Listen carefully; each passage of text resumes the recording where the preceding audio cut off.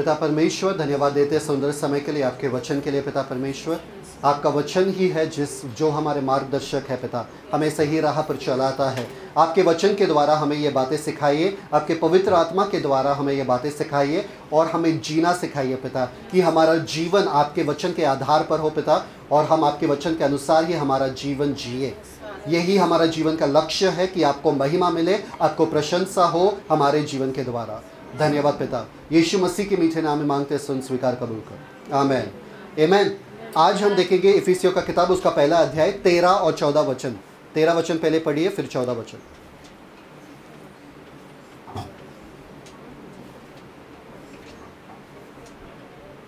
इफिसियों की किताब, उसका पहला अध्याय 13 वचन। और उसी में तुम पर भी, जब तुमने सत्य का वचन सुना, जो तुम्हारे उद्धार का सुसमाचार है, और जिस पर तुमने विश्वास किया, प्रतिज्ञा किए हुए पवित्र आत्मा की छाप लगी। और 14वां वचन है, वह उसके मोल लिए हुओं के छुटकारे के लिए हमारी मीरास का बयाना है, कि उसकी महिमा की स्तुति हो। परफेक्ट, समझ में आया? जब हम पढ़ते हैं, हम साधारण रीति से पढ़ते हैं कि कुछ तो होगा उसमें, हमें क्या पता है। एक ट्रांसलेशन में पढ़ता हूँ, इसको एम्पलीफाइड कहते हैं, आत्मा हमारी मिरास की एक गारंटी। सब लोग बोलो गारंटी। आत्मा हमारी एक मिरास, आत्मा हमारी मिरास की एक गारंटी। मिरास मतलब इनहेरिटेंस, मतलब जायदाद, विरासत, ठीक है। तो कौन है हमारी गारंटी? आत्मा। आत्मा हमारी मिरास की एक गारंटी, पहली किश्त, डाउन पेमेंट जिसे कहते हैं, पहली किश्त। जब आप कुछ खरीदने के लिए जाते हो, अगर घर खरीदने के लिए जाते हो तो डाउन पेमेंट डालना पड़ता है ना। डाउन पेमेंट डालने के बाद आपको पता चलता है सामने वाले को कि आप इंटरेस्टेड हो खरीदने में। वो एक गारंटी है, वो एक आपका पैसा उसमें लगा है, तो मालूम है कि आप वापस से वो पैसा नहीं लोगे। तो आत्मा हमारी मिरास की एक गारंटी, पहली किश्त, प्रतिज्ञा और एक झलक। क्या है? एक झलक है। कौन है झलक? आत्मा।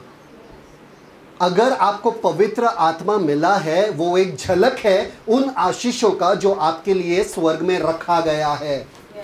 पतरस के हिसाब से वहां पर लिखा है पहले पतरस में कि आपके लिए एक स्वर्गीय मिरास है, जहां पर कोई कीड़ा, कोई जंग नहीं लग सकता है। वो सब का एक झलक आत्मा है। अगर आत्मा इतना सुंदर है, प्रभावशाली है, शक्तिशाली है, आत्मा इतना खूबसूरत है, आत्मा के साथ चलने में इतना आपको आशीष मिलता है, सोचो स्वर्ग क्या होगा। तो मतलब परमेश्वर आपको स्वर्ग का झलक दिखाना चाहते थे, स्वर्ग दिखाना चाहते थे कि स्वर्ग में कैसा होगा, इसलिए आपको आत्मा दिया। क्या दिया? आत्मा, ठीक है। तो आत्मा हमारी मिरास की एक गारंटी, पहली किश्त, प्रतिज्ञा और एक झलक है, जब तक कि परमेश्वर की अपनी खरीदी हुई संपत्ति। परमेश्वर ने कुछ संपत्ति खरीदी हुई है। कौन सा संपत्ति? हमको खरीदा गया है ना लहू के द्वारा, है ना। जब तक कि परमेश्वर की अपनी खरीदी हुई संपत्ति उसके विश्वासियों, बिलीवर्स, हम लोग। कौन है संपत्ति परमेश्वर के? हम लोग, हम संपत्ति है परमेश्वर के। याद है आपको बोला था एक आदमी का संपत्ति क्या होता है? उसके बच्चे। परमेश्वर का संपत्ति कौन है? वाह, परमेश्वर को और अमीर बना सकते क्या हम? यस कितने जन बोलते? नो कितने जन बोलते? और कुछ भी कोई नहीं बोल रहे। बीच वाले क्या बोल रहे? कुछ भी नहीं। परमेश्वर को और बच्चे, परमेश्वर के पास और बच्चे लाकर हम उनको और अमीर बना सकते हैं। हाँ या ना? तो हमारा परमेश्वर गरीब नहीं है, अमीर है ना? आमीन। तो संपत्ति, खरीदी हुई संपत्ति की छुटकारा न हो उसकी महिमा की स्तुति के लिए। ये सब क्यों हो रहा है? उसके महिमा के स्तुति के लिए। समझ में आ रहा है कि नहीं आ रहा है? अभी पिछले बार कितने जनों को याद है कि हमने क्या सीखा था? पवित्र आत्मा के दो, है ना? तो आ जाओ, सील्ड बाय द स्पिरिट, छाप।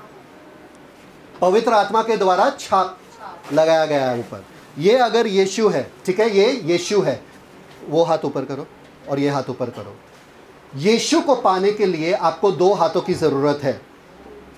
2 हाथों की जरूरत है। एक हाथ है सुनो, सुनना, और दूसरा हाथ है विश्वास। क्या है? विश्वास। इफिसियों का किताब उसका पहला अध्याय 13 वचन पढ़ना वापस से। हाथ नीचे मत करना। अभी जानो कि आपके बच्चे जब स्कूल जाते हैं कितना दर्द होता है उनको। और उसी में तुम पर भी जब तुमने सत्य का वचन सुना, सत्य का वचन सुना, सुना, सुना। ये बंदा नहीं आ सकता है इसके बिना। विश्वास नहीं आएगा सुनने के बगैर, क्योंकि बाइबल में लिखा है विश्वास कैसा आता है? सुनने से, और परमेश्वर का वचन सुनने से। ठीक है, आपने सुना, विश्वास का, सत्य का वचन सुना, और जो तुम्हारे उद्धार का सुसमाचार, जो तुम्हारे उद्धार, क्या होता है? उद्धार। ये उद्धार है। ठीक है, विश्वास सुनने से आता है, जो तुम्हारा उद्धार का, उस पे क्या किया? और जिस पर तुमने विश्वास किया। जिस पर तुमने विश्वास किया। को बहुत सारे लोग सुनते हैं, विश्वास नहीं करते हैं, तो 2 हाथ उनका कंप्लीट नहीं होता है, जिसकी वजह से उनका उद्धार नहीं होता है। आपको सुनना है, आपको विश्वास करना है, और आपका उद्धार हो जाता है। ठीक है, बहुत अहम तोहफा है उद्धार आपकी जिंदगी के लिए। सबसे बड़ा तोहफा है कि परमेश्वर ने अपना इकलौता पुत्र आपको दिया। ठीक है, ठीक है, इस वचन, हाथ ऊपर करो। ओके, ठीक है। अभी गलेशियंस 3:2, गलेशियंस 3:2। हाँ ठीक है, थोड़ा नीचे करो, चलेगा। ठीक है, आपको सुनने से और विश्वास से उद्धार हुआ है। गलेशियंस 3:2। गलातियों का 3 अध्याय उसका 2 वचन। मैं तुमसे केवल यह जानना चाहता हूँ कि तुमने आत्मा को क्या व्यवस्था के कामों से या विश्वास के समाचार से पाया? विश्वास के सुनने से, हियरिंग, हियरिंग लिखा है वहां पे। विश्वास के सुनने से पाया, मतलब मैंने आत्मा भी कैसे पाया? सुनने से, और विश्वास करने से आत्मा भी पाया। सुनने से, विश्वास करने से उद्धार पाया, सुनने से, विश्वास करने से आत्मा पाया। मतलब आत्मा पाना और उद्धार पाना एक ही सिक्के के 2 साइड्स है। समझ में आया कि नहीं है? इस तरफ देखो तो उद्धार, उस तरफ देखो तो आत्मा। समझ में आया कि नहीं है? अब चमत्कार कैसा होगा आपके जिंदगी में? 14 वाला पढ़ो, 3:14, गलेशियंस 3:14। गलातियों उसका 3 अध्याय उसका 14 वचन। यह इसलिए हुआ कि अब्राहम की आशीष मसीह यीशु में अन्य जातियों तक पहुँचे। ठीक है, और हम विश्वास के द्वारा उस आत्मा को प्राप्त करें जिसकी प्रतिज्ञा हुई है। हम विश्वास के द्वारा आत्मा को प्राप्त करें, सिर्फ सुनने से नहीं, विश्वास से। आपको कुछ भी चाहिए आपके जिंदगी में, फॉर्मूला यही है।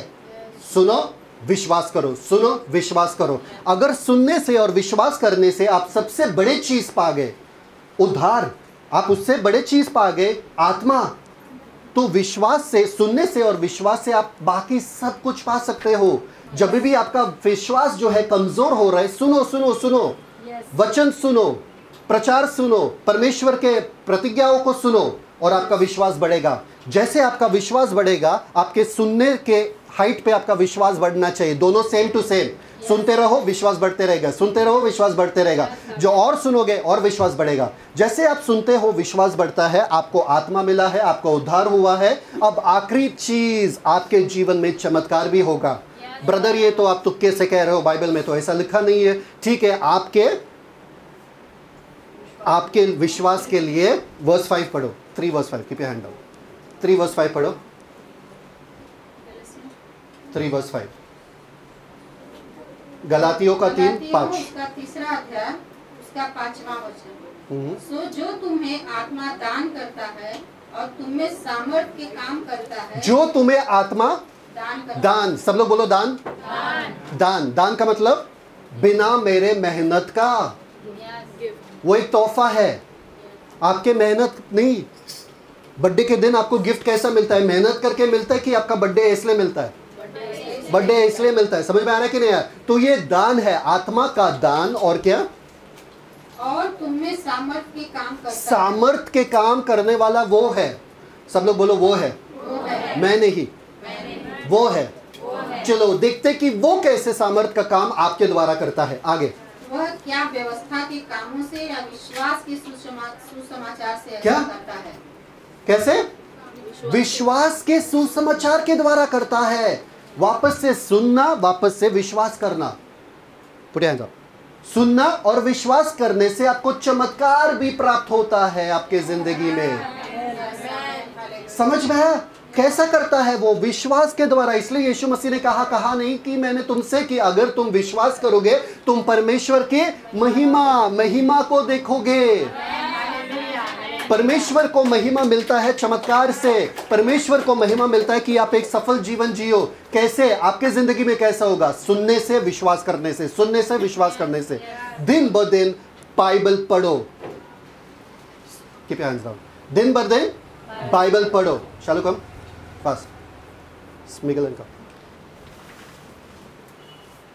दिन भर दिन बाइबल पढ़ो। तो लास्ट टाइम हमने सीखा था क्या? विश्वास करने से और सुनने से। अभी ये पवित्र आत्मा, ये यीशु है।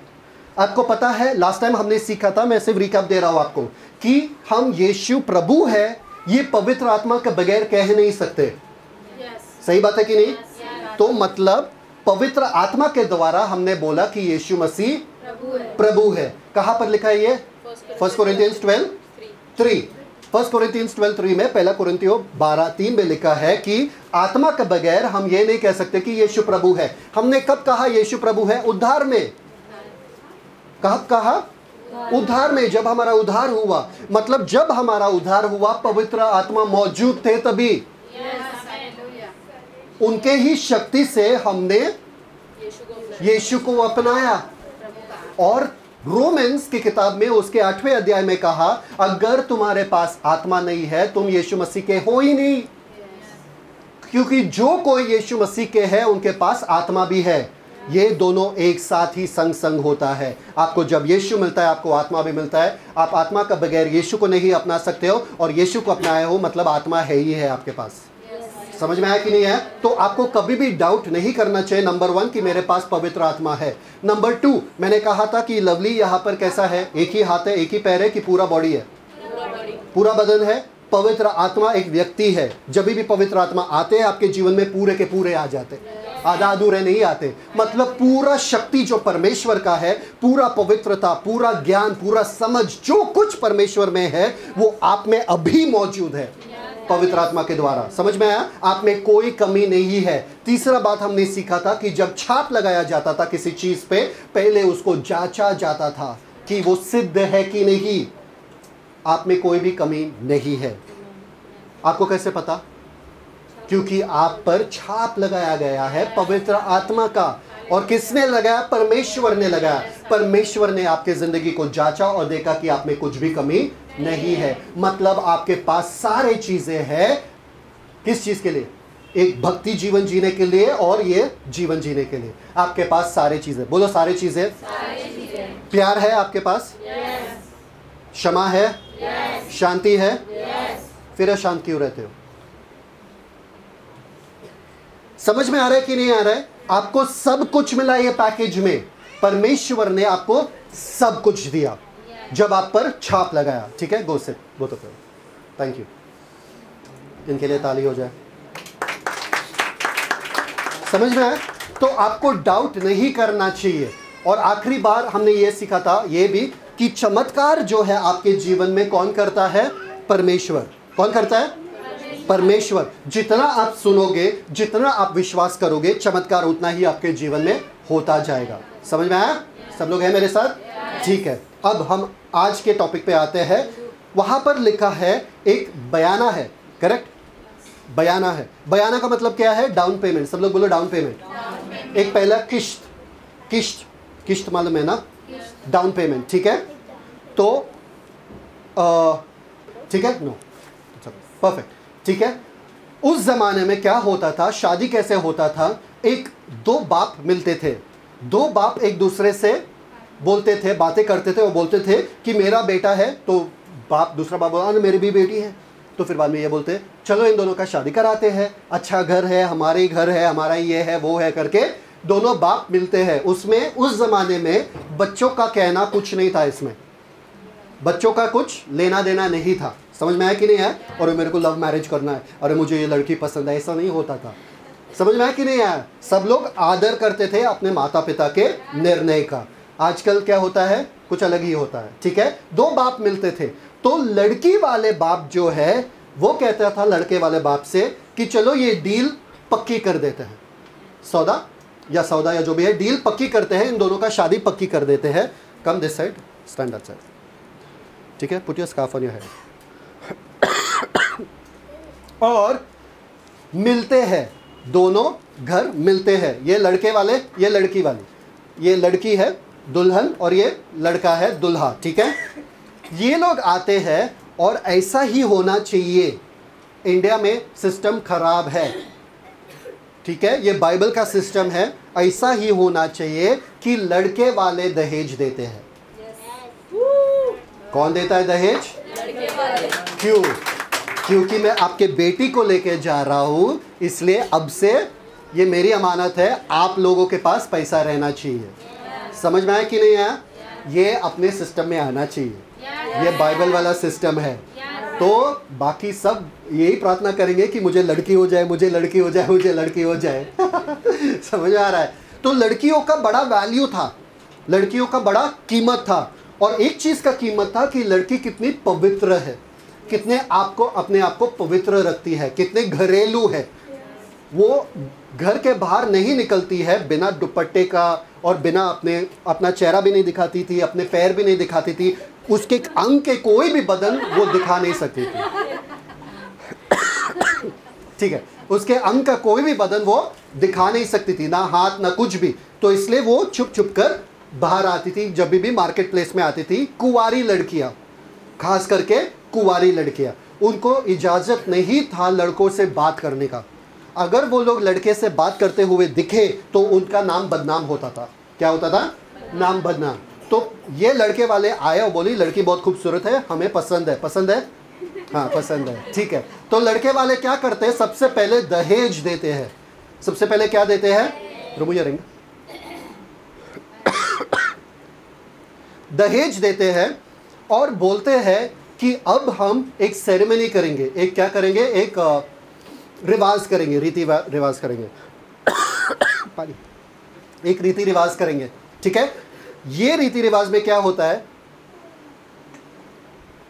हाँ, ये रीति रिवाज में क्या होता है? लड़के वाले जो है कोई बहुत कीमती चीज, बहुत ही कीमती चीज लेके लड़की को देखते हैं और बोलते हैं आज से तुम मेरे पत्नी हो गए। दो हाथ दो, लड़की को भी मंजूर है ना? ठीक है, तुम मेरे पत्नी हो गए। पर ये सगाई है, ये शादी नहीं है। मतलब क्या हो रहा है यहाँ पे? ये कह रहे कि मैंने तुझे कुछ ऐसा कीमती दिया है, ये मतलब तुम मेरे हो चुके हो। इसके बाद आपको ना कोई लड़का देखना है, ना आपके परिवार वालों को हक है लड़का देखने के लिए। मैं आने वाली हूँ वापस, या आने वाला हूँ वापस, मैं आने वाला हूँ वापस तुम्हें लेके जाने के लिए। मैं जाके घर तैयार करूंगा ताकि मैं तुझे ले जाऊं जहां पर मैं हूं। क्या यीशु मसीह ने ऐसा कहा?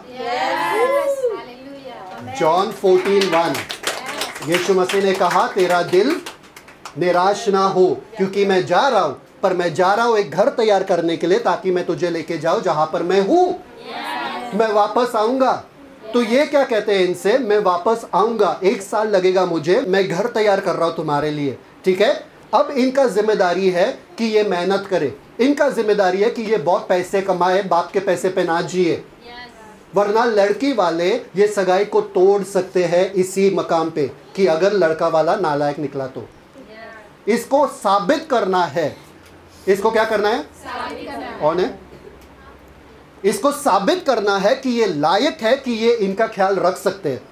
देखा लड़कियों का कितना वैल्यू था, है ना? ठाट था, अलग ही ठाट था, पर बहुत ही ज़रूरी था कि ये लड़की अब समझे कि ये जो है ये इनका मैं हो चुका हूँ। अब दिन भर ये अपने आप को और खूबसूरत बनाने में लग जाती है। दिन भर दिन ये घर पे रहती है और खाना बनाने की कोशिश करती है और सीखती है और अपने आप को खूबसूरत बनाती है, और घर में रहती है, धूप में निकलती नहीं है ताकि काले हो जाए। समझ में आ रहा है कि नहीं आ रहा है? वो अपने आप को सुंदर बनाने के इसमें रहती है। कभी भी ये आ सकते हैं। उस टाइम पे फ़ोन नहीं रहता था, व्हाट्सएप नहीं रहता था। एक दूसरे को व्हाट्सअप नहीं करते, कब आ रहे हो, घर तैयार किया क्या, वो वीडियो कॉलिंग करो, मुझे देखना है कौन सा कलर कौन सा रंग का घर का तैयार किया, ऐसा कुछ नहीं होता था। समझ में आया कि नहीं आया? ये इसी विश्वास में है कि उसने मुझे इतना कीमती चीज दिया, इतना कीमती अंगूठी दिया, मतलब ये वापस आने वाला है। मैं और किसी के पास जा नहीं सकती हूँ, मैं किसी से बात नहीं कर सकती हूँ, मेरा दुनियादारी अब से खत्म। मैं अपने सहेलियों के साथ भी बाहर नहीं जा सकती हूँ, मैं मार्केट भी नहीं जा सकती हूँ, मेरा दुनियादारी खत्म, मुझे सिर्फ घर पे बैठ के इनके लिए रुकना है। इसलिए बाइबल में लिखा है वो कुंवारी के दृष्टांत में कि जब आवाज आया कि दुल्हा आ रहा है, 5 तैयार थे, 5 सो रहे थे वगैरह सब याद है कि नहीं, उनके पास तेल नहीं था, आवाज आया, वो इतना बड़ा जश्न था कि दुल्हा लौट के आ गया है दुल्हन को लेने के लिए। और 7 दिन तक वो मैरिज सेरेमनी होता था। कितने दिन तक? 7 दिन तक मैरिज सेरेमनी होता था। पर दुल्हन का ये जिम्मेदारी था कि वो अपने आप को तैयार रखे, दुनियादारी में ना उलझे। Revelation, read revelation 19:7। Thank you father. Revelation 19:7।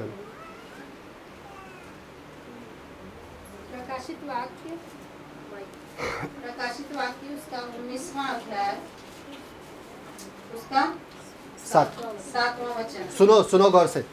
आओ हम आनंदित और मगन हो। आओ हम आनंदित और मगन होने की क्या जरूरत है? सुनो। और उसकी स्तुति करें। उसकी स्तुति करें। क्यों? क्योंकि मेमने का ब्याह आ पहुंचा।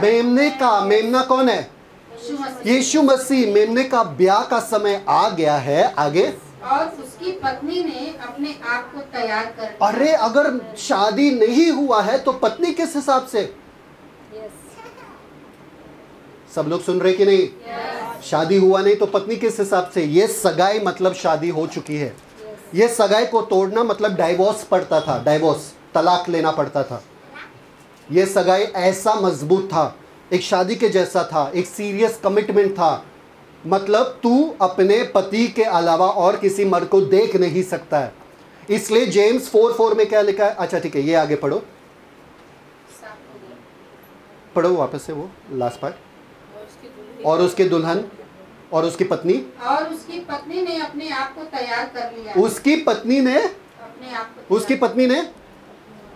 अपने आप को तैयार करना आपका जिम्मेदारी है।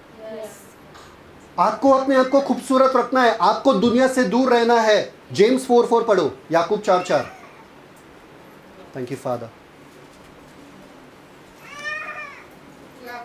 4:4 चौथा अध्याय उसका चौथा वचन। हे व्यभिचारिणियों, क्या तुम नहीं जानती कि संसार से मित्रता करने क्या है?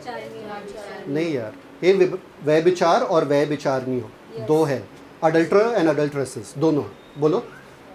हे व्यभिचारिणियों, क्या तुम नहीं जानती कि संसार से मित्रता करना परमेश्वर से बैर करना है? संसार से सब लोग बोलो, संसार से मित्रता करना मतलब परमेश्वर से। क्यों? क्योंकि परमेश्वर ने तुम्हें दुल्हन चुना है। तुम्हें अपने आप को पवित्र रखना है। अगर आप अपने दुल्हन को किसी और मर्द के साथ देखोगे, आपको कैसा लगेगा? क्या परमेश्वर के साथ दुश्मनी नहीं होगा? क्या मेरे साथ दुश्मनी नहीं होगा? अगर मेरे बेटे के लिए मैंने एक दुल्हन चुना और वो बेटी जो है, वो दुल्हन जो है किसी और मर्द के साथ देखूं मैं, तो मुझे गुस्सा नहीं आएगा कि इसको मैंने मेरे बेटे के लिए चुना और ये किसी और के साथ जा रही है? समझ में आ रहा है कि नहीं आ रहा है? परमेश्वर को गुस्सा क्यों आता है जब आप दुनियादारी में उलझते हो? परमेश्वर चाहते कि आप उनके पुत्र के लिए शुद्ध रहो, दुनिया से दूर रहो, दुनियादारी से दूर रहो और इनके आने के इंतजार में अपने आप को और खूबसूरत बनाते रहो और वचन में एक होते जाओ। अगर आपको पता है कि आपका पति जो है प्रीचर है, बाइबल पढ़ने वाला है, प्रीचर है, सपोज हम दोनों का शादी में, उनको पता था कि मैं प्रीचर हूँ, तो वो क्या करेंगे? कैसे तैयारी करेंगे?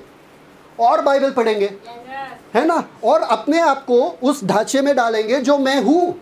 अगर उनको पता है कि वो वेजिटेरियन है, अगर वो शाकाहारी है, मैं मांसाहारी हूँ, ठीक है, वो क्या करेंगे, वो सीखेंगे मांसाहारी कि कैसा खाना बनाने का, ताकि वो मुझे खुश करे। वो हर दिन उसी फिराक में रहेगी, रुकते हुए मेरे लिए कि मैं अपने पति के लिए कैसे और अच्छे से बनूं, कैसे मेरे पति को खुश करूं। ये आने वाला है, ये चला गया है, पर एक वादा देके चला गया है कि मैं आने वाला हूं। तो ये क्या करेगी, ये सोचती रहेगी कि मैं अपने पति के लायक कैसे बनूं और पति को खुश कैसे रखूं। नहीं, मेरा पति देख नहीं रहा है अभी, फिर भी मैं किसी मर्द के साथ जा नहीं सकता हूं, मैं किसी मर्द से बात नहीं कर सकता हूं। क्यों? मैं किसी की हो चुकी हूं। और ये क्या साबित करता है, ये जो अंगूठी है ये साबित करता है कि मैं ऑलरेडी किसी की हो चुकी हूं। वो आने वाला है, उसने मुझसे वादा किया।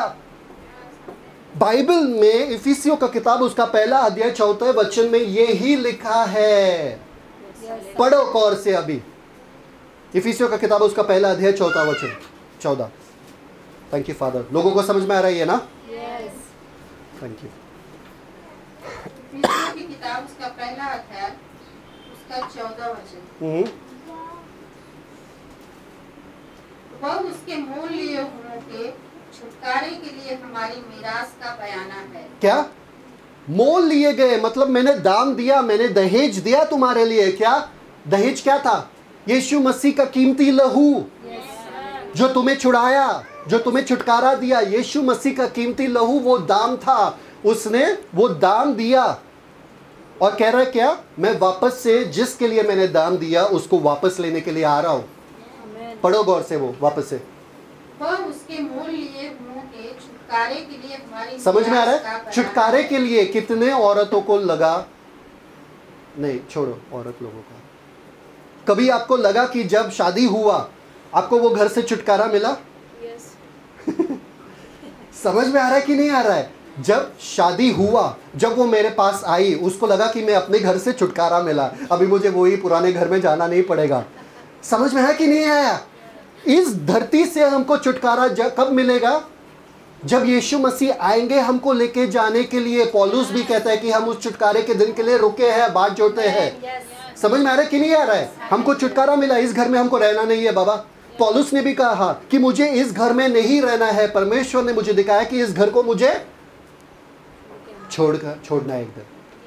समझ में आ रहा है कि नहीं आ रहा है? सब लोग छुटकारे के लिए रुके हैं। आगे पढ़ो। कि उसकी महिमा की स्तुति, नहीं उसके पहले बयाना। वह उसके मोल लिए हुओं के छुटकारे के लिए हमारी मीरास का बयाना है। मीरास का बयाना मतलब पवित्र आत्मा क्या है? ये है, ये अंगूठी है। वहाँ पे ग्रीक में असल में यही लिखा है कि पवित्र आत्मा एक अंगूठी है, सगाई की अंगूठी जैसे, कि मैं आ रहा हूँ वापस, ये मेरा वादा है, तुमको मैंने पवित्र आत्मा दिया है। और हर दिन हमें पवित्र आत्मा देख के याद रखना है कि मेरा यीशु वापस से आ रहा है मेरे लिए, मेरा यीशु वापस से आ रहा है मेरे लिए, इसलिए मुझे पवित्र आत्मा मिला। पहली किश्त या मेरा गारंटी, सब लोग बोलो गारंटी।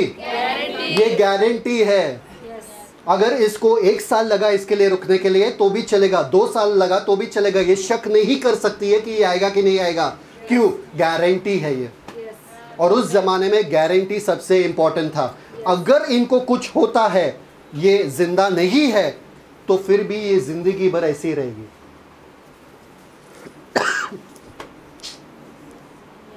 किसी और से शादी नहीं कर सकती। समझ में आया कि नहीं आया? इसको ऐसा ही रहना पड़ेगा, वरना वो शादी को क्या बोले जाएगा?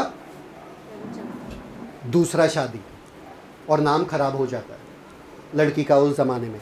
समझ में आ रहा है कि नहीं आ रहा है? तो ये पूरी तरीके से इनका हो चुकी है। ये आए कि ना आए, ये 10 साल लगाए 80 साल लगाए, इनको रुकना ही पड़ेगा। ये बोल नहीं सकते अरे बहुत देर लग रहा है, कब आएंगे, छोड़ो ना, मैं दुनियादारी में चली जाती हूँ। नहीं, ये छोड़ नहीं सकती है, इनको रुकना ही पड़ेगा, भले ये कितने ही देर लगे। इसको बोलते हैं सच्चा प्यार, कि मैं इनसे इतना प्यार करती हूँ कि मैं रुकूंगी। Sit, thank you so much. Sit. लोगों को समझ में आया? तो पवित्र आत्मा क्या है आपका? Engagement ring. सब लोग बोलो सगाई का अंगूठी, सगाई की अंगूठी, सगाई की अंगूठी। आमीन। सब लोग बोलो सगाई की अंगूठी। आपकी सगाई हो चुकी है। सब लोग बोलो आपकी सगाई हो चुकी है। हमारी सगाई हो चुकी है। हमारा यीशु, हमको अपने आप को शुद्ध रखना है। जब भी आप दुनियादारी में उलझते हो, आपको याद रखना है आप व्यभिचार कर रहे हो। क्या कर रहे हो? व्यभिचार कर रहे हो। क्या कर रहे हो? परमेश्वर को सख्त नफरत है ऐसी चीज से। आपको क्या रखना है? अपने आप को शुद्ध, कि यीशु मसीह वापस से आ रहे, मैं अपने आप को शुद्ध रखने वाली हूँ। आमेन। Read 2 Corinthians 1:22-23। पहला कोरिन्थ 1:22-23। 2 कोरिन्थ, दूसरा कोरिन्थ, ये वाटर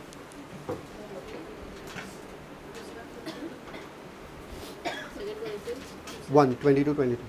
1:22 और 23। पहला अध्याय 22-23।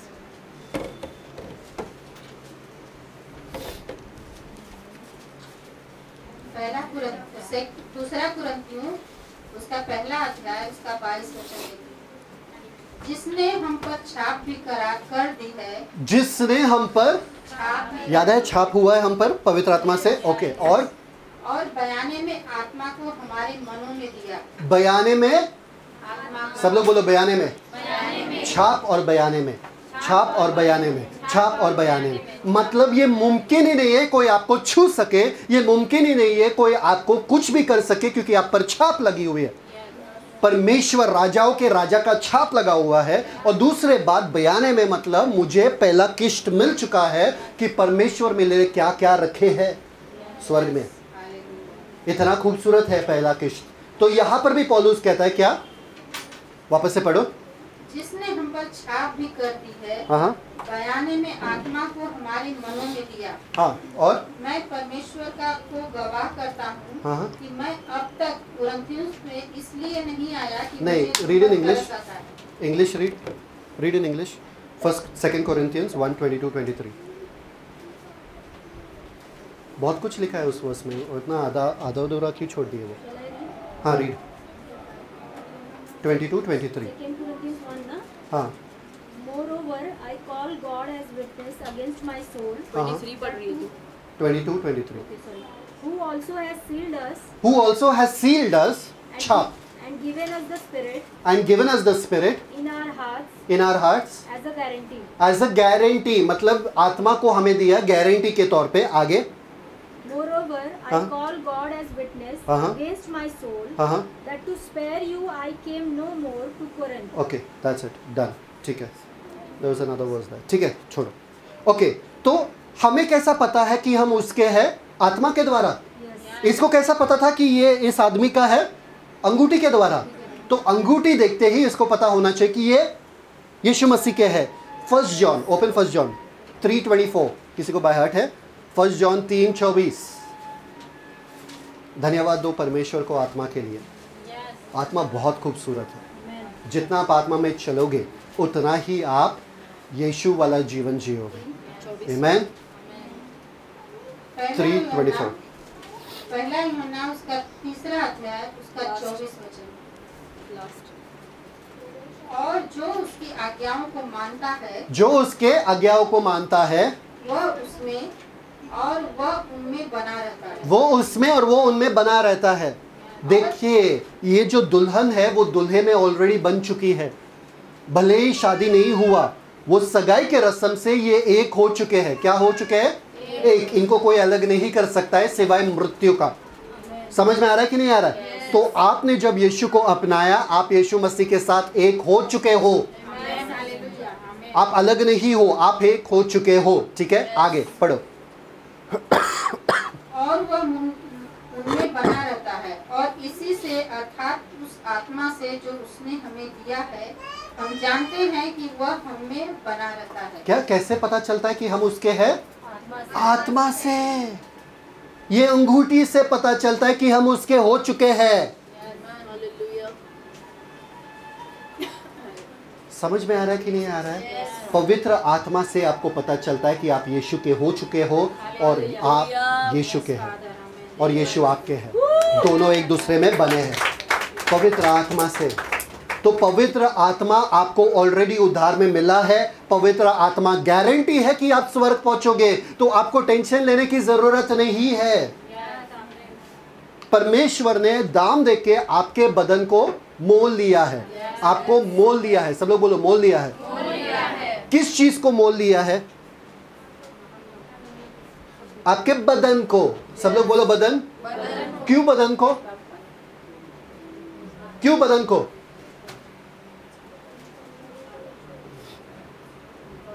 अगर आपको मून चांद पे जाना है, आपको एक कॉस्ट्यूम मोल लेना पड़ेगा।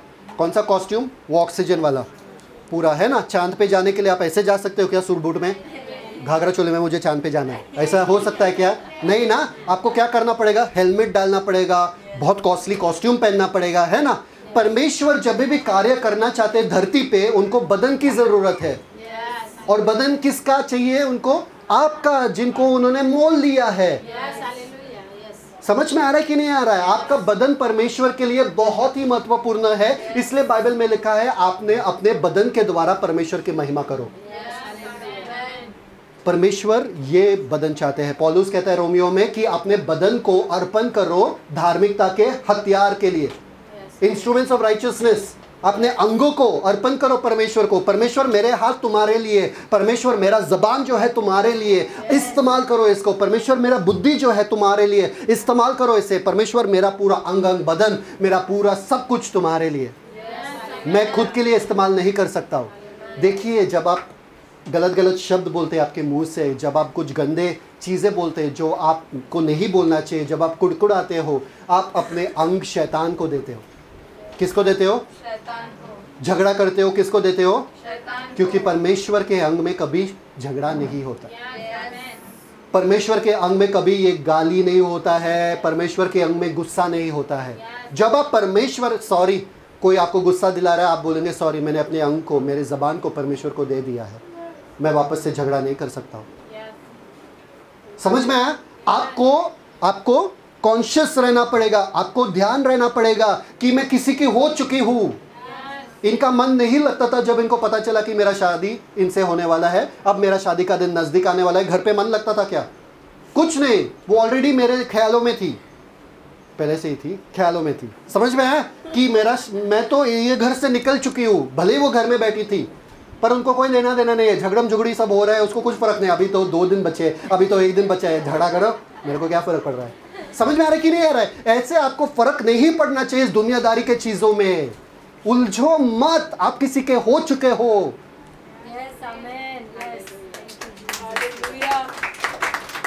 उसको प्रसन्न करने के फिराक में रहो, उसको प्रसन्न करने की शिद्दत में रहो कि मुझे उसको प्रसन्न करना है। मेरा यीशु मुझसे प्रसन्न होता है जब मैं शांत रहता हूँ, मैं झगड़ा नहीं करता हूँ। मेरा यीशु मुझसे प्रसन्न होता है जब मैं क्षमा करता हूँ, मैं ग्रज नहीं रखता हूँ मेरे दिल में, नफरत नहीं रखता हूँ मेरे दिल में। मेरा यीशु मुझसे प्रसन्न किस चीज़ में होगा? जब मैं बाइबल पढ़ता हूँ। मेरा यीशु प्रसन्न होता है जब मैं प्रार्थना करता हूँ। मेरा यीशु प्रसन्न होता है जब मैं स्तुति आराधना करता हूँ। तो मैं वो ही करूँगी, क्या करूँगा? समझ में आ रहा है कि नहीं आ रहा है? परमेश्वर अपने बेटे को वापस से बेच रहा है ताकि आपको उठा लाए, जिनको उन्होंने खरीद लिया है। सब लोग बोलो खरीद लिया है। रोमन्स का किताब 8वां अध्याय खोलो, रोमन्स 8:23। Thank you father. 8:23।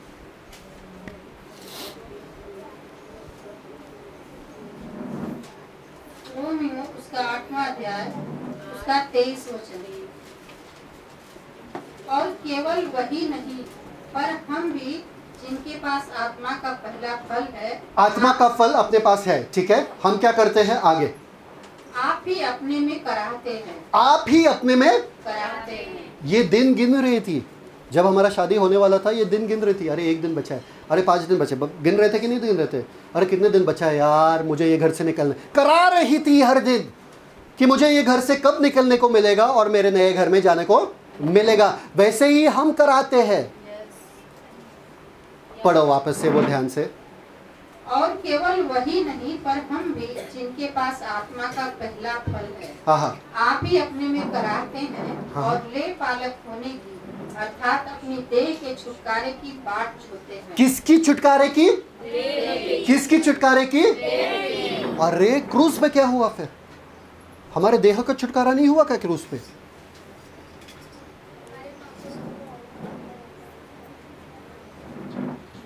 छुटकारा नहीं हुआ क्या? छुटकारे के बाद जो रहे तो छुटकारा नहीं हुआ क्या? हुआ ना। हमारा छुटकारा हुआ, हो रहा है और होगा। सब लोग बोलो, हुआ, हो रहा है और होगा। समझ में आ रहा है? हर दिन प्रतिदिन हम छुटकारे में जी रहे हैं और हमारा एक दिन छुटकारा होगा। ये कभी आपको सिखाऊंगा, ठीक है? हम बात जो रहे, हम करा रहे हैं, मतलब हमको नफरत है इस दुनिया की चीजों से, क्योंकि हमारा मन उधर ही लगा है कि मेरा यीशु कब आएगा, मुझे लेके जाएगा, ये बदन से मुझे छुटकारा आजाद करेगा और मेरा ये बदन महिमाशाली बदन में बदल जाएगा और मैं यीशु के जैसे हो जाऊंगा। हर दिन इसलिए मेरा मन इस बातों में नहीं लगता है। अरे तुम्हारा पैसा चला गया, अरे छोड़ो। अरे तुम्हारा सोना चला गया, अरे छोड़ो। अरे तुम्हारा ये चला गया, अरे छोड़ो। मुझे मन ही नहीं लग रहा है। अरे तुम्हें पता है बाहर ये, अरे नहीं फर्क पड़ता है। आपको कोई गाली देके जाए, गाली दो ना। एक मरे हुए इंसान के लाश को अगर आप गाली दोगे, लाश उठ के थप्पड़ मारेगा क्या? बोले गाली क्यों दे रहा है? लाश है भाई, गया, खत्म। आप तो मरे हुए लाश चल रहे हो, आप तो कब के मर चुके हो, आपको गाली दे रहे तो मतलब वो लाश को गाली दे, देने दो। आप क्यों बोल रहे हो? जब आप वापस से बोलते हो तभी आप दिखाते हो कि आप मर रहे नहीं, आप जिंदा हो और यीशु आप में नहीं है। क्योंकि पौलुस कहता है मैं मर चुका हूं, यीशु जिंदा है। या तो आप जिंदा हो या तो यीशु। अगर यीशु जिंदा है तो यीशु वापस से गाली नहीं, वापस से गुस्सा, वापस से जलन, ईर्ष्या, ये सब द्वेष नहीं रखते। इससे आपको पता चलता कि आप उनके बाट जो रहे हो, कि आप वापस से दुनियादारी में जा रहे हो। रीड इफिशियंस 4:30, इफिसियों का किताब है, उसका 40 अध्याय 30 वचन। चौथा नॉट 40, चौथा। नहीं देख रहा था कौन कौन सोया है। चलो 30। इफिसियों की किताब उसका 4 अध्याय उसका 30 वचन। हाँ। और परमेश्वर के पवित्र आत्मा को शोकित मत करो। परमेश्वर के पवित्र आत्मा को, सब लोग बोलो, शोकित मत करो। कभी आपने पूछा परमेश्वर के पवित्र आत्मा को शोकित कैसे करें? कैसे होता है शोकित पवित्र आत्मा? कैसे बोलो? Good job. कैसे? आपके मुंह के शब्दों के द्वारा, आपके हरकतों के द्वारा परमेश्वर का पवित्र आत्मा जो है शोकित हो जाता है। तो परमेश्वर के पवित्र आत्मा को शोकित मत करो। आगे, जिससे तुम पर छुटकारे के दिन के लिए छाप दी गई। जिस पे तुमको छुटकारे दिन के लिए, कौन सा छुटकारे के दिन के लिए?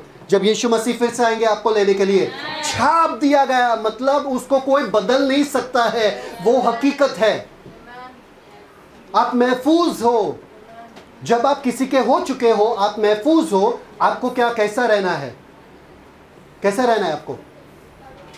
पवित्र। यीशु कभी भी आ सकते हैं ना? आपको पता है यीशु अभी भी आ सकते हैं। लोगों के चेहरे पे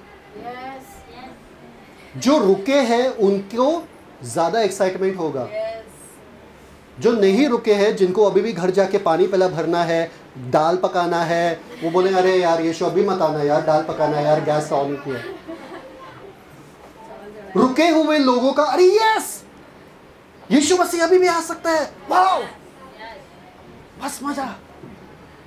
ऐसे रुके रहते हैं।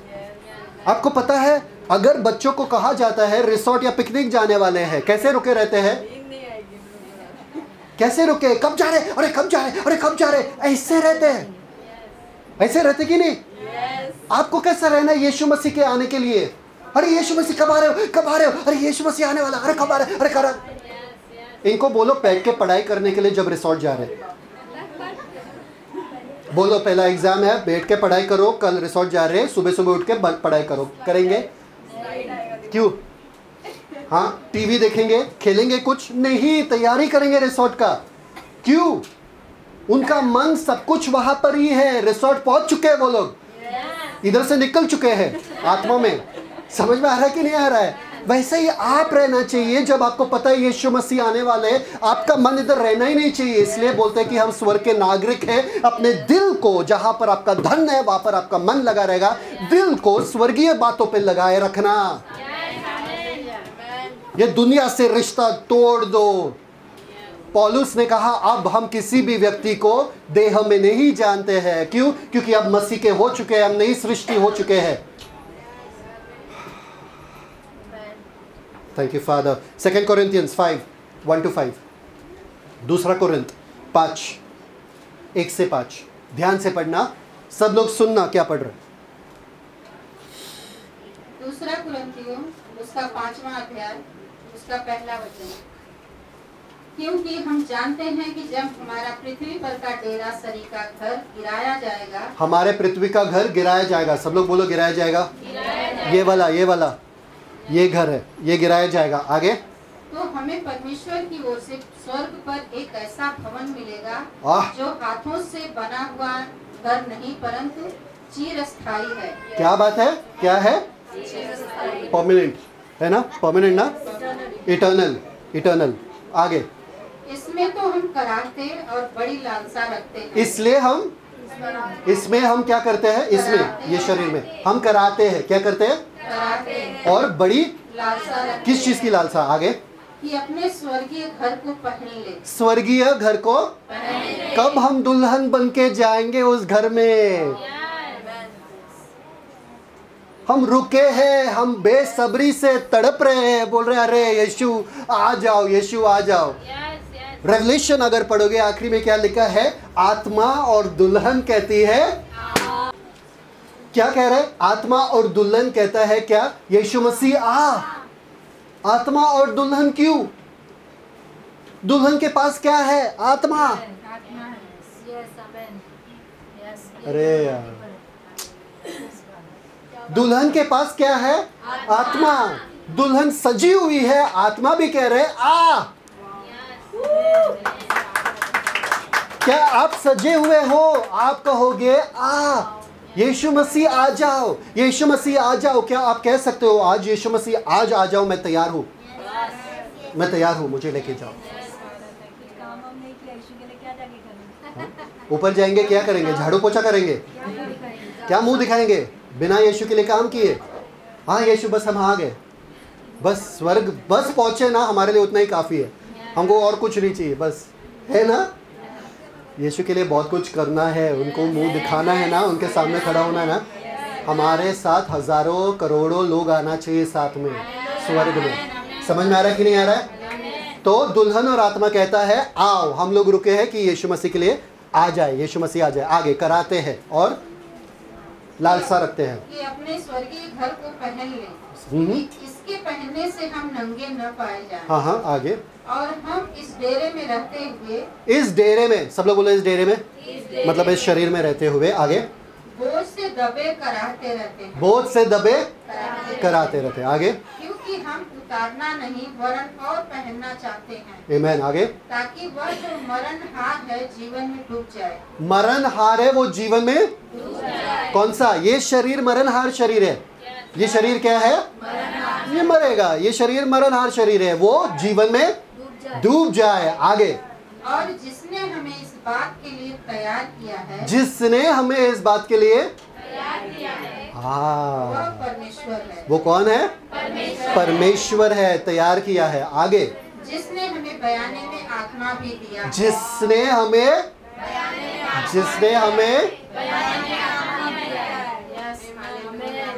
समझ में आ रहा है? परमेश्वर चाहते हैं कि आप तैयार हो जाओ, आप तैयारी करो। और परमेश्वर ने बयाने में आत्मा भी दिया है कि मैं आ रहा हूं, मेरा आत्मा तुम्हारे पास है।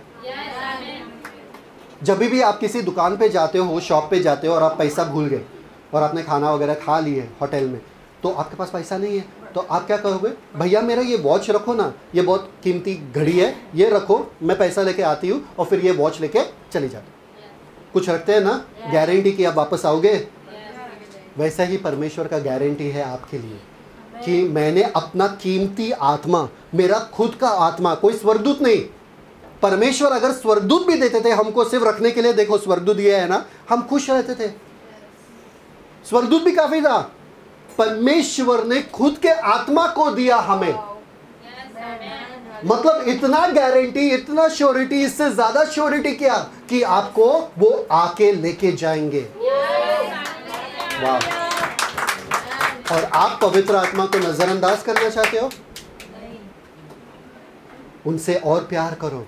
जितना आप उनके साथ चलते हो उतना ही तैयार होते हो। जितने उनके सानिध्य में बैठते हो उतना ही और तैयार होते हो।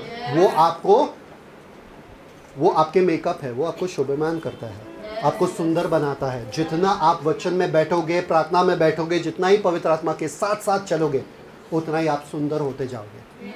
और यीशु मसीह जब आएंगे बोलेंगे वाह इतना खूबसूरत लोग हैं। जब मैंने इनको छुड़ाया था तभी देखे कैसे लोग थे, ये गाली देते थे, गुस्सा करते थे, हाँ, विश्वास नहीं करते थे। आपको पता है पतरस के बारे में, शिष्य के बारे में, पौलुस के बारे में एक भी गलत शब्द आप बाइबल में नहीं देखोगे आत्मा के आने के बाद। आत्मा के आने के पहले वो लोग शक करते थे, आत्मा के आने के बाद एक बार भी नहीं लिखा कि उन्होंने शक किया। क्यों? क्योंकि जब आत्मा मिल जाता है आपको, आप सुंदर बन जाते हो, आप सिद्ध बन जाते हो। आप पवित्र आत्मा से बने रहो, पवित्र आत्मा में बने रहो, उनके संग संग चलो, उनमें बने रहो, वो आपको सुंदर बनाते जाएंगे। शक करना तो आपके लिए दूर की बात हो जाएगी, साधारण जीना तो आपके लिए दूर की बात हो जाएगी। इसलिए पौलुस पतरस ऐसे लोग थे क्योंकि आत्मा के साथ वो लोग चलते थे भरे हुए। समझ में आ रहा है कि नहीं आ रहा है? आगे पढ़ो, 5वें वचन तक पहुंचे। 5वां हो गया। अब आपको बयाना मिल गया, अब आपको अंगूठी मिल गया। तो ये क्या, ये लड़की जो है ये कैसे भी जी सकती है क्या? कैसा जीना पड़ेगा उनको? क्यों? ताकि मेरा पति मुझसे प्यार करे, ताकि मेरा पति मेरे लिए आ रहा है क्योंकि मैं अपने पति से प्यार करता हूं। इसलिए हमें कैसा जीना है जब हमको बयाने मिला पवित्र आत्मा? कैसा जीना है देखते ना पौलुस ही क्या कहता है। 6th वर्स आगे देखो। हाँ, सो हम सदा ढाढ़स बांधे रहते हैं, सो हम सदा ढाढ़स बांधते रहे। हाँ आगे। और यह जानते हैं कि जब तक हम देह में रहते हैं तब तक प्रभु से अलग है। तब तक प्रभु से अलग है। जब तक हम अपने घर में रहते हैं हम इस बंदे से अलग है। समझ में आया? हम यीशु से दूर है, यीशु के आमने सामने नहीं है। ठीक है आगे। क्योंकि हम रूप को देखकर नहीं पर विश्वास से चलते हैं। हम कैसे? विश्वास से चलते, रूप को देख के नहीं पर विश्वास से चलते। आगे। इसलिए ये ध्यान देना सब शब्द, इसलिए कि हम ढाढ़स बांधे रहते हैं और देह से अलग होकर प्रभु के साथ रहना और भी उत्तम समझते हैं। किसके साथ रहना उत्तम समझते? मेरे पति के साथ, मेरे दुल्हे के साथ। मुझे मेरे पति के साथ रहना है, मुझे मेरे दुल्हे के साथ रहना है, ये उत्तम है मेरे लिए। आगे। इस कारण हमारे मन की उमंग यह है, मन की उमंग ये है कि मुझे नया साड़ी मिल जाए। मन की उमंग ये है कि मेरा नया घर मिल जाए। मन की उमंग क्या है?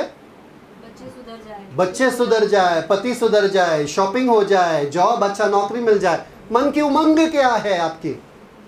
इसलिए हमारी मन की उमंग क्या है? आगे। इस कारण हमारे मन की उमंग यह है कि चाहे साथ रहे चाहे अलग रहे, चाहे साथ रहे चाहे अलग रहे, यीशु से। आगे। हम उसे भाते रहे, हम उसे कम ऑन। इंग्लिश में लिखा है ये हम अपने लक्ष्य बना देते हैं कि हम उसे भाते रहे। आपका लक्ष्य क्या है? पैसा कमाना, जॉब, ग्रेजुएशन कंप्लीट करना। हम उसे कैसे भाओगे? उसके कैसे खुश करोगे उसे? विश्वास में चल के, दृढ़ होके विश्वास में चल के, शारीरिक रीति से नहीं। आगे पढ़ो। Thank you. ये आपको बता रहा है कैसा जीवन जीना है यीशु के आने तक। क्योंकि अवश्य है कि हम सबका हाल मसीह के न्याय आसन के सामने खुल जाए, कि हर एक व्यक्ति अपने अपने भले बुरे कामों का बदला जो उसने अपने देह के द्वारा किए हो जाए। एक बार हमें जाना है उनके सामने, यीशु मसीह के सामने, उनके सिंहासन के सामने। हम खड़े हो जाएंगे वहां पे और हम क्या कहेंगे? मैं बाहर गई थी, मैं काली काली होकर आ गई वापस से धूप पे, मैं बर्दों के साथ बात करती थी बाहर। आपके सारे काम जो है, कार्य जो है वहां पर दिखाई देगा। और कहा गया है बाइबल में जो घास फूस है वो जल जाएगा, जो सोने का है, जो क्या है सोने का और कीमती चीज़ है वो बच जाएगा। घास फूस क्या है मालूम है क्या? खाना बनाना, झगड़ा करना, बच्चे संभालना, सब दुनियादारी करना घास फूस है। घास फूस की भी ज़रूरत है, पर थोड़ा ज़्यादा कीमती चीज़ों की ज़रूरत है। समझ में आ रहा है? ये सब करते करते भी आपका ध्यान परमेश्वर पे रहना चाहिए। ये सब मालूम है बाइबल में लिखा है, जब आप अपने बच्चों के साथ उठते बैठते खाते पीते सोते हो, वचन के बारे में बात करो। जब आप दरवाजे के बाहर जा रहे हो, दरवाजे के अंदर आ रहे हो, वचन के बारे में, वचन के बारे में, पता है वचन में ये है, पता है वचन में ये है, वचन वचन वचन। आपके घर में वचन ही चलना चाहिए।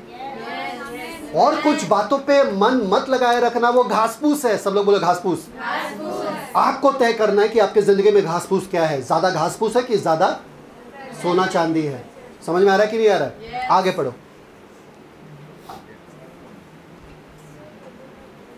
सो प्रभु का भय मानकर, प्रभु का भय मानकर, ये भय कौन सा वाला भय है?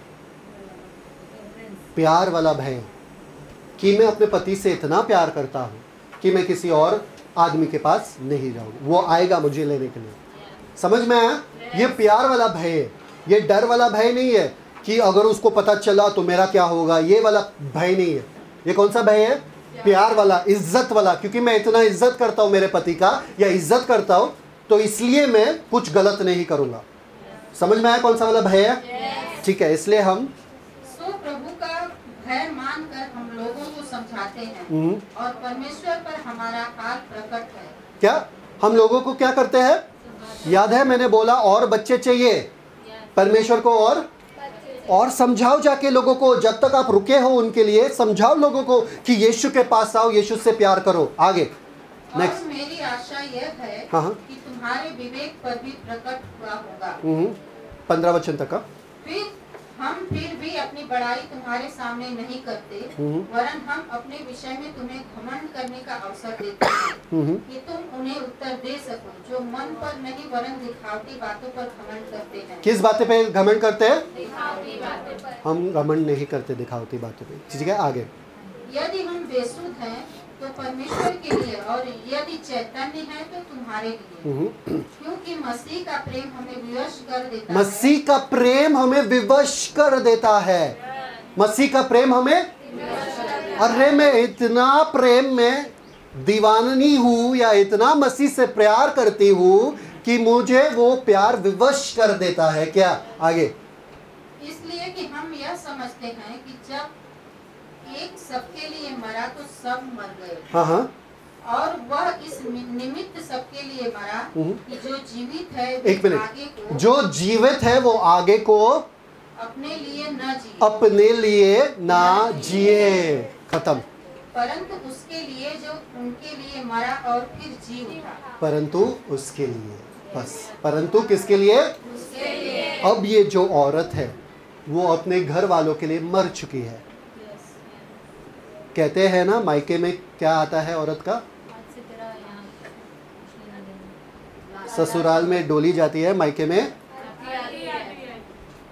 तो मायके के लिए ये औरत अब मर चुकी है जब उनका सगाई इस आदमी से हुआ। अब ये मायके वालों का हाथों के नीचे से चली गई, उनका कोई अधिकार नहीं है। समझ में आ रहा है कि नहीं आ रहा है? अभी ये इनका हो चुके हैं। वैसे ही अब हम अपने लिए ना जिए वरन उसके लिए जिए जिसने अपना जान हमारे लिए दिया। आपका ये लक्ष्य होना चाहिए, हेतु होना चाहिए कि आपको यीशु के लिए जीना है। वो वापस आ रहे हैं और इस कारण आपको पवित्र आत्मा दिया गया है ताकि आप सुंदर रहो, आप उस समान बनो जैसा यीशु चाहते हैं कि आप रहो। समझ में आया कि नहीं आया? मैं अब खुद का नहीं हूँ, मैं परमेश्वर का हो चुका हूँ। आपको पता है लास्ट टाइम हमने सीखा था आत्मा का छाप, sealed by the spirit. Sealed by the spirit helps you to be sin free. Sealed by the spirit, आत्मा का छाप जब आपके ऊपर हो जाता है आप पाप मुक्त होते हैं। आप क्या होते हैं? पाप मुक्त, मतलब पाप से दूर रहते हैं, पाप मुक्त होते हैं। और जब आप secured by the spirit, stain free. Secured by the spirit मतलब स्टेन फ्री, मतलब जब परमेश्वर ने बयाने में आपको आत्मा दिया है आप दाग मुक्त रहते हो। पाप मुक्त कराना आपको यीशु मसीह का कार्य था, दाग मुक्त कराना आपका जिम्मेदारी है। आपको एक नया वस्त्र दिया गया है, सफ़ेद वस्त्र, उस वस्त्र पे दाग ना आए, ये आपका जिम्मेदारी है। खरीद के ड्रेस मैंने आपको दिया। सब औरत के चेहरे पे हंसी आ गया। ब्रदर खरीद के देंगे ड्रेस नया वाला, सफ़ेद वाला ड्रेस खरीद के पैसा देकर मैंने दिया आपको। अभी उसे दाग मुक्त रखना आपका जिम्मेदारी। समझ में आया कि नहीं आया? रोज़ बाइबल पढ़ो। आपको पता है स्टोरी, हमेशा मैं कहता हूँ बाइबल में एक आदमी का था जिसने शादी किया एक औरत से जो वैश्या बन गई। याद है आपको? वो औरत जो है 3 बच्चों को पैदा करके वैश्या बन गई, है ना। वो कई आदमियों के साथ सोती थी, जाती थी, सोती थी, जाती थी। और ये बंदा जो है, परमेश्वर ने उसे कहा दूर से देख तेरे पत्नी को किस हालत में है और उसके सारे ज़रूरतों को पूरा करो। ये बंदा जाके दूर से देखता था कि मेरा पत्नी जो है किसी आदमी के साथ पड़ी है वहाँ पे गरीबी में। तो उसने वो आदमी को बुलाया और कहा तुम इसके साथ रहते हो? बोले हाँ। तो ये सब उसके लिए है, ये फल, ये फ्रूट्स, ये सब कुछ उसको दे दो। तो ये बंदा बोल रहा है तू कौन है? बोला छोड़ दो, वो उनको दे दो खाने के लिए। और एक दिन वो औरत का ऐसा हश्र हुआ कि उसको मार्केट में खड़ा किया जाता था। पहले जाड़े जाड़े आदमियों को खड़े किया जाता था, बोनी लगाया जाता था इन आदमियों पे दास बनने के लिए। किसको दास चाहिए तो 1 रुपया, 2 रुपया, 3 रुपया ऐसा बोनी लगाते थे और वो दास बिक जाता था किसी अमीर आदमी के हाथों में। और एक औरत को भी लाया जाता था, और ये औरत किसका था? होशाया का। होशाया नबी जो था, आपके बाइबल में जो होशाया किताब है उसका, वो अपने औरत को देखता है वहाँ पे बाजार में, बीच बाजार में, और उसको नग्न किया जाता है और बोनी लगाया जाता है। और सब लोग करोड़ों में, हजारों में बोनी लगाते हैं, बोली लगाते, हजारों में, करोड़ों में बोली लगाते हैं। और सबसे ज़्यादा बोली किसका आता है मालूम है क्या? एक आदमी का जो पीछे खड़ा है, और उसका नाम है होशाया का, उसके पति का।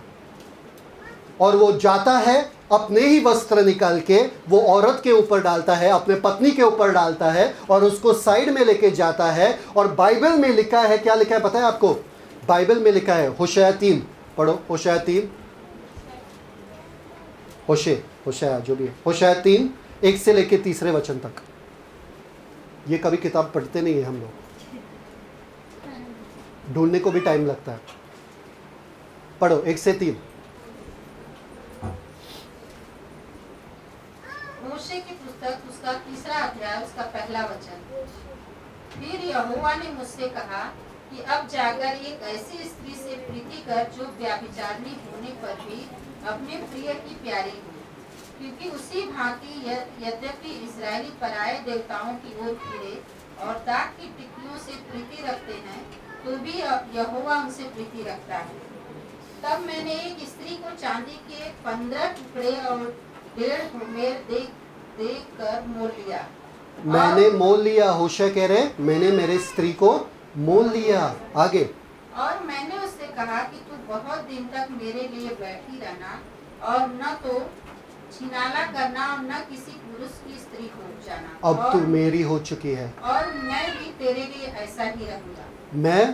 तू मेरी हो चुकी है।